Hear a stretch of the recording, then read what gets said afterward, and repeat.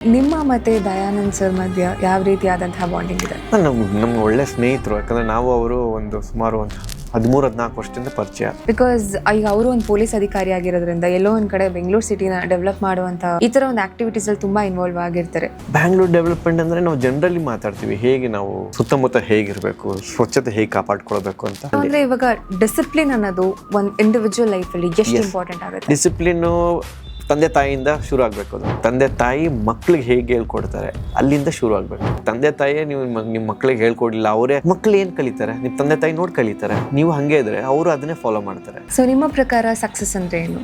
Success ಅಂತಂದರೆ ಈಗ ನಾನು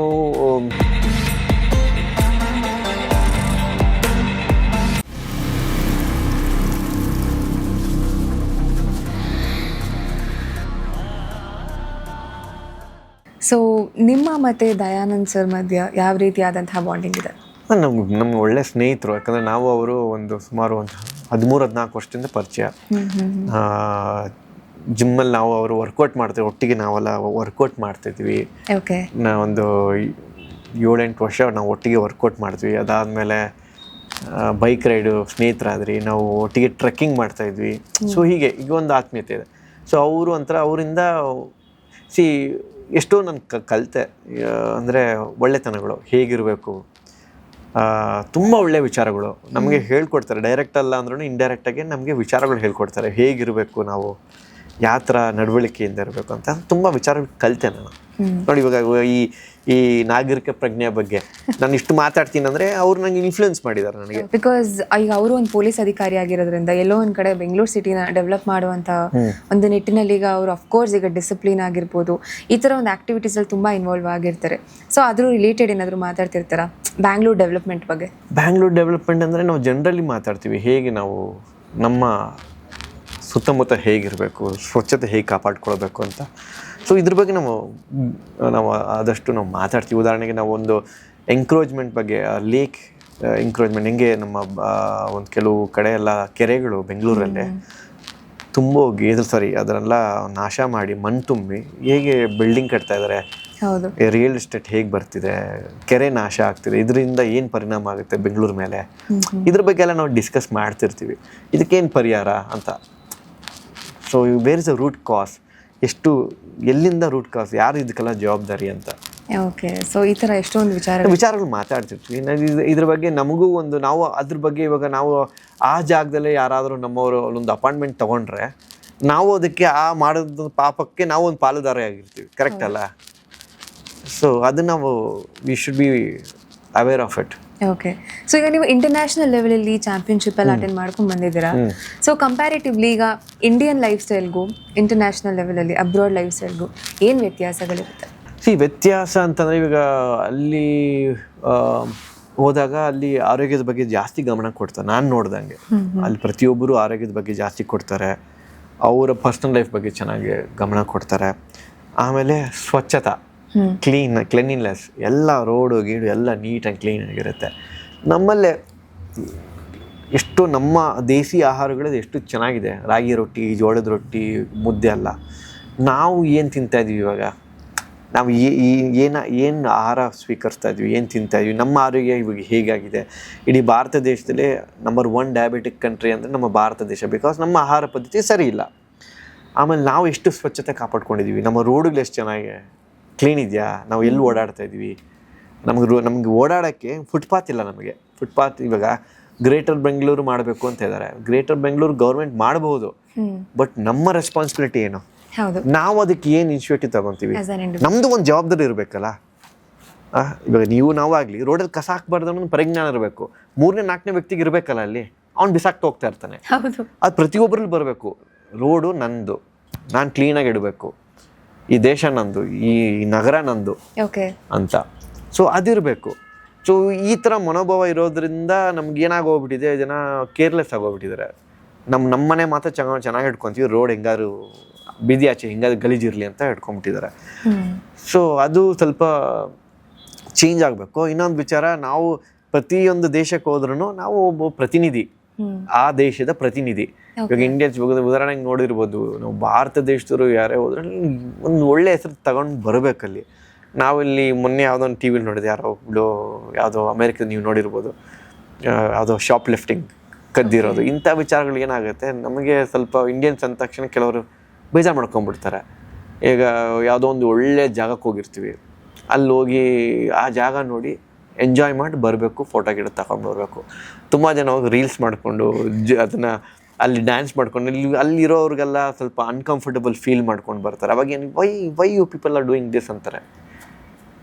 ಸೊ ಆ ರೀಲ್ಸ್ ಅನ್ನೋದು ಹುಚ್ಚು ತುಂಬ ಚೆನ್ನಾಗಿ ಬಂದುಬಿಟ್ಟಿದೆ. ಅಲ್ಲೂ ಯಾವುದೋ ಜಾಗಕ್ಕೆ ಹೋಗ್ತಾ ನೋಡಿ ಸವಿಬೇಕು, 1-2 ಫೋಟೋ ತೊಗೊಂಡು ಬರಬೇಕು, ಅಲ್ಲಿ ಕುಣಿದಾಡಿ ಡ್ಯಾನ್ಸ್ ಮಾಡಿ ಏನೇನೋ ಮಾಡ್ಕೊಂಡು ಬರ್ತಾರೆ. ಸೊ ಈ ಥರ ವಿಚಾರಗಳು ಅಲ್ಲಿ ನಾವು ನಮ್ಮ ದೇಶನ ಪ್ರತಿನಿಧಿಸ್ತಾ ಇದ್ವಿ. ನಾವು ಎಷ್ಟು ಡಿಸಿಪ್ಲಿನಾಗಿ ನಾವು ಬೇರೆ ದೇಶಕ್ಕೆ ಹೋಗಿ ಎಷ್ಟು ಡಿಸಿಪ್ಲಿನಾಗಿ ವಾಪಸ್ ಬರ್ತೀವಿ, ಆವಾಗ ನಮ್ಗೊಂದು ಒಳ್ಳೆ ಹೆಸರು. ನಾವೇ ಅಲ್ಲಿ ಕೋತಿ ಚೇಷ್ಟೆ ಮಾಡ್ಕೊಂಡು ಬಂದರೆ ಏನಾಗುತ್ತೆ ಹೇಳಿ.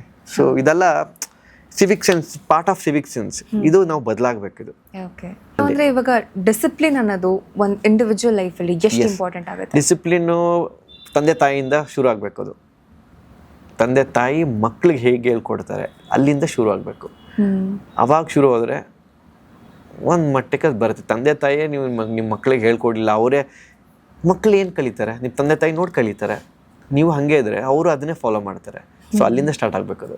ಸೊ ಇವಾಗೆಲ್ಲ ಪ್ರೋಟೀನ್ದು ಕಂಪನೀಸ್ ಆಗಿರ್ಬೋದು, ಬ್ರ್ಯಾಂಡ್ಸ್ ಆಗಿರ್ಬೋದು, ಜಾಸ್ತಿ ಆಗ್ತಾ ಇದೆ ದಿನೇ ದಿನೇ. ಆ್ಯಂಡ್ ಅದರಲ್ಲೂ ಇವಾಗ ಸೊ ಬೆಸ್ಟ್ ಪ್ರೋಟೀನ್ ಯಾವುದು, ಅಥವಾ ಒಂದು ಒಳ್ಳೆ ಪ್ರೋಟೀನ್ ಇಂಟೇಕ್ ಮಾಡಬೇಕು, ಸೊ ಇಂಥದ್ದೇ ಬ್ರ್ಯಾಂಡು. ಯಾಕಂದರೆ ತುಂಬ ಫೇಕ್ ಬ್ರ್ಯಾಂಡ್ಸು ಬರ್ತಾ ಇರೋದ್ರಿಂದ ಈಗ ಜನಗಳಿಗೆ ಗೊತ್ತಾಗಲ್ಲ ಯಾವುದು ಒಳ್ಳೆಯದು ಕೆಟ್ಟದ್ದು ಅಂತ. ಸೊ ನೀವೇನು ಸಜೆಸ್ಟ್ ಮಾಡ್ತೀರಾ? ಎಲ್ಲರ ಕೈಯಲ್ಲಿ ಮೊಬೈಲ್ ಇದೆ, ಎಲ್ಲರೂ ಅದ್ರ ಬಗ್ಗೆ ನೀವು ರಿವ್ಯೂಸ್ ನೋಡ್ಬೋದು. ಯೂಟ್ಯೂಬಲ್ಲಿ ಹೋದರೆ ನಿಮಗೆ ಅದ್ರದ್ದು ಲ್ಯಾಬ್ ರಿಪೋರ್ಟ್, ಯಾವುದೋ ಪ್ರೋಟೀನ್ ತೊಗೊಂತೀವಿ ಅದ್ರ ಲ್ಯಾಬ್ ರಿಪೋರ್ಟ್ ಚೆಕ್ ಮಾಡಿ, ಯಾರೋ ಒಬ್ಬರು ಮಾಡಿರ್ತಾರೆ, ಅದು ಕಂಟೆಂಟ್ ನೋಡಿ. ಒಂದು ಎರಡನೇ ಥರ್ಡ್ ಪಾರ್ಟಿಯಿಂದ ತೊಗೊಬೇಡಿ. ಡೈರೆಕ್ಟಾಗಿ ನಿಮ್ಗೆ ಪ್ರತಿಯೊಂದು ಪ್ರೋಟೀನ್ ಬಂದು ನಿಮಗೆ ವೆಬ್ಸೈಟ್ ಇದೆ, ಡೈರೆಕ್ಟಾಗಿ ವೆಬ್ಸೈಟಿಂದ ಮುಖಾಂತರನೇ ನೀವು ಪರ್ಚೇಸ್ ಮಾಡಿ. ಸೊ ನಿಮಗೆ ಜುನಿಯರ್ನಾಗ ನಿಮ್ಗೆ ಬ್ರ್ಯಾಂಡ್ ಸಿಗುತ್ತೆ, ಬಂದ ಪ್ರೋಟೀನ್ ಸಿಗುತ್ತೆ. ಸೊ ನೀವು ಸ್ವಲ್ಪ ಶ್ರಮ ಹಾಕಿ ಒಂಚೂರು ರಿಸರ್ಚ್ ಮಾಡಿ. ಡೈರೆಕ್ಟಾಗಿ ಯಾರೋ ಏನೋ ಹೇಳಿದ್ರು, ಅವ್ರು ಏನೋ ತೊಗೊಂಡ್ರು, ಯಾರೋ ಕೊಡ್ತಾರೆ ಅಂತ ಹೋಗಿ ತಗೊಳಕ್ಕೆ ಹೋಗ್ಬೇಡಿ. ನಿಮ್ಮದು ಒಂದು ಸ್ವಲ್ಪ ಬುದ್ಧಿ ಇರಲಿ ಅಂತ. ಸೊ ನಿಮ್ಮ ಪ್ರಕಾರ ಸಕ್ಸಸ್ ಅಂದರೆ ಏನು? ಸಕ್ಸಸ್ ಅಂತಂದರೆ ಈಗ ನಾನು ನ್ಯೂಜಿಲ್ಯಾಂಡು, ಜಪಾನ್ಗೆ ಹೋಗಿ ಮೆಡಲ್ ತೊಗೊಂಬಂದಿದ್ದು ಸಕ್ಸಸ್ ಬದಲು ನಾನು ಮಾಡೋ ಒಂದು ಹೆಲ್ತ್ ಬಗ್ಗೆ ಎಷ್ಟು ಜನ ಫಾಲೋ ಮಾಡಿ, ಎಷ್ಟು ಜನ ಆರೋಗ್ಯವಾಗಿ ಅದನ್ನು ಫಾಲೋ ಅಪ್ ಮಾಡ್ತಾರೆ ಅನ್ನೋದೇ ಸಕ್ಸಸ್ಸು. ಈಗ ರಘುರಾಮಪ್ಪನವರು ನೋಡಿ ನಾನು ಜಿಮ್ಗೆ ಹೋದೆ, ಅವರಿಂದ ನಾನು ಹೆಲ್ತಿ ಆದೆ, ಅವರಿಂದ ನಾನು ಆರೋಗ್ಯವಾಗಿದ್ದೀನಿ ಅಂತ ಒಂದಿಷ್ಟು ಜನ ನನ್ನ ಫಾಲೋ ಮಾಡಿ ಅವ್ರು ಹೆಲ್ತಿಯಾಗಿದ್ದರೆ ಅದೇ ನನ್ನ ಬಿಗ್ಗೆಸ್ಟ್ ಸಕ್ಸಸ್ಸು. ಆ್ಯಂಡ್ ಇನ್ನೊಂದು, ಇನ್ಸ್ಟಾಗ್ರಾಮಲ್ಲಿ ನಿಮಗೆ ಫಾಲೋವರ್ಸ್ ಜಾಸ್ತಿ ಇದ್ದಾರೆ ಅಂತಲೂ ನಾನು ಕೇಳ್ಪಟ್ಟೆ. ಸೊ ನೀವು ಏನಾದರೂ ಲೈಕ್ ವಿಡಿಯೋಸ್ ಏನಾದರೂ ಮಾಡಿ ಹಾಕ್ತಿರ್ತೀರಾ, ಅಥವಾ ನಿಮ್ಮ ವಿಡಿಯೋಸಿಂದ ಇನ್ಸ್ಪೈರ್ ಆಗಿ ಏನಾದರೂ ಫಾಲೋವರ್ಸ್ ಜಾಸ್ತಿ ಆಗಿರೋದಾ? ನಾವು ಯಾವುದೇ ವಿಚಾರ ಮಾಡಿದಾಗಲೂ ನಾವು ಒಂದು ಪಾಸಿಟಿವ್ ಇಂಪ್ಯಾಕ್ಟು ನಮ್ಮ ಸೊಸೈಟಿ ಮೇಲೆ ಕೊಡಬೇಕು.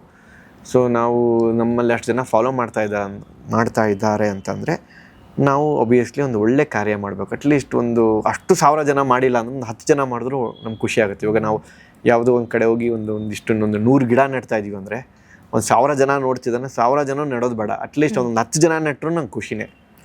ಓಕೆ, ನಾನು ಎಲ್ಲೋ ಯಾವುದೋ ಆರೋಗ್ಯದ ಬಗ್ಗೆ ಏನೋ ಹೇಳ್ತಾ ಇದ್ದೀನಿ, ಅಷ್ಟು ಜನ ಫಾಲೋ ಮಾಡಿಲ್ಲ, 10 ಜನ ಅದ್ರ ಬಗ್ಗೆ ನೋಡಿ ಅದನ್ನು ಫಾಲೋ ಮಾಡಿದ್ರು ಆರೋಗ್ಯವಾಗಿ ದೃಷ್ಟಿಯಿಂದ ನನ್ನ ಖುಷಿನೇ ಅದು. ಸೊ ಹಾಗಾಗಿ ನಾವು ಎಷ್ಟು ನಮ್ಮ ಸೇವೆ, ಅಲಿಲು ಸೇವೆ ಅಂತಲ್ಲ, ಎಷ್ಟಾಗುತ್ತೆ ಅಷ್ಟು ಸಮಾಜದ ಮೇಲೆ ಎಷ್ಟು ಪಾಸಿಟಿವ್ ಇಂಪ್ಯಾಕ್ಟ್ ಆಗುತ್ತೆ, ಒಳ್ಳೆ ಕೆಲಸಗಳು ನಾವು ಮಾಡೋಕ್ಕಾಗತ್ತೆ, ನಾವು ವಿಲ್ ಶೋ ಇಟ್, ಅಷ್ಟೇ ಮಾಡ್ತೀವಿ. ಸೊ ನಮ್ಮ ಅದೊಂದು. ಎರಡನೇದು, ಎಸ್, ನಮ್ಮ ಕರ್ನಾಟಕದಲ್ಲೇ ಆದಷ್ಟು ಪ್ರವಾಸೋದ್ಯಮ ಇದೆ. ಅದನ್ನು ನಾವು ಎಷ್ಟು ಜಾಗಗಳಿದಾವೆ ಗೊತ್ತಾ ನಮ್ಮ ಜಾಗದಲ್ಲಿ, ಕರ್ನಾಟಕದಲ್ಲೇ ಹೇಳ್ತಾರಲ್ಲ, Karnataka is one state for many world ಅಂತ. ಸೊ ಅದನ್ನು ನಾವು ಜಾಸ್ತಿ ಡಿಸ್ಕವರ್ ಮಾಡಬೇಕು ನಮ್ಮ ಜನ. ಅದ್ರ ಡಿಸ್ಕವರ್ ಮಾಡೋ ಜೊತೆಗೆ ಆ ಜಾಗಗಳನ್ನ ಆದಷ್ಟು ಕ್ಲೀನಾಗಿ ಇಟ್ಕೊಬೇಕು. ಅದೊಂದು ವೆರಿ ಸ್ಟ್ರೆಸ್ಫುಲ್ ಆಗಿ ಹೇಳ್ತೀನಿ ನಾನು ಅದನ್ನು.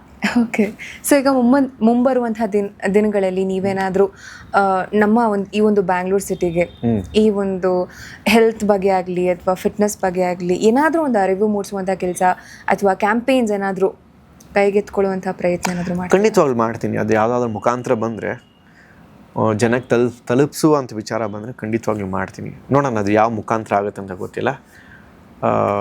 ನಮ್ಮ ಜನ ಆರೋಗ್ಯವಾಗಿರಬೇಕು, ನಮ್ಮ ಜನ ಸಮಾಜ ಆರೋಗ್ಯವಾಗಿದ್ದರೆ ನಾವೊಂದು ಒಳ್ಳೆ ನಾಡು ಕಟ್ಬೋದು.